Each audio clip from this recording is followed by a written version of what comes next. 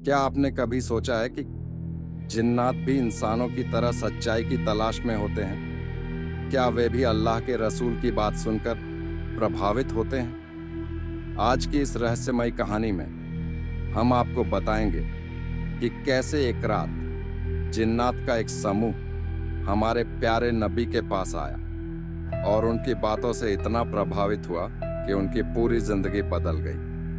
यह वाक़या तब का है जब हमारे प्यारे नबी मोहम्मद ताइफ के सफ़र से वापस लौट रहे थे। उस वक़्त आप बहुत दुखी थे क्योंकि ताइफ के लोगों ने न सिर्फ आपकी बात को ठुकरा दिया था बल्कि उन्होंने आप पर पत्थर भी फेंके थे। रात का वक्त था और नबी अपने कुछ साहबा के साथ नखला नाम की एक जगह पर ठहरे। जब सारी दुनिया नींद में थी उस वक़्त हमारे नबी नमाज में मशगूल थे और अल्लाह के कलाम की तिलावत कर रहे थे। लेकिन दूर कहीं एक दूसरी मखलूक भी थी जो इस कलाम को सुनने के लिए बेचैन थी। ये थे जिन्नात जो अंधेरे में कहीं छुपे हुए थे। वे जब रसूलुल्लाह की तिलावत सुनने लगे तो उन्हें ऐसा लगा जैसे उनके दिलों पर कोई अनोखी रोशनी पड़ रही है। अल्लाह ताला ने इस वाक्य का जिक्र कुरान में किया है। और ऐ नबी, याद करो जब हमने तुम्हारी तरफ जिन्नात के एक गिरोह को भेजा जो कुरान सुन रहे थे। जब वे वहां पहुंचे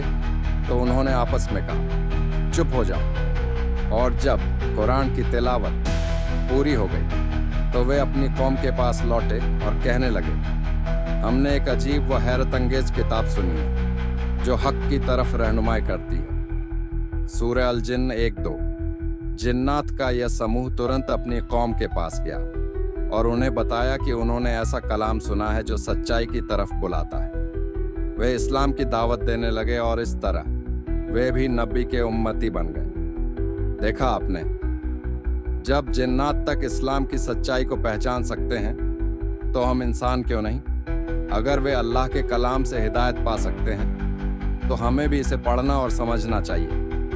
अल कुरान सिर्फ एक किताब नहीं बल्कि एक नूर है, एक हिदायत है जो हमें सही रास्ता दिखाती है। अगर आपको ये कहानी पसंद आई तो वीडियो को लाइक करें, अपने दोस्तों के साथ शेयर करें और द तवक्कुल डायरी को सब्सक्राइब करें ताकि ऐसी और भी ईमान अफरोज कहानियाँ आप तक पहुँचती रहें। अल्लाह हम सबको हिदायत दे, आमीन।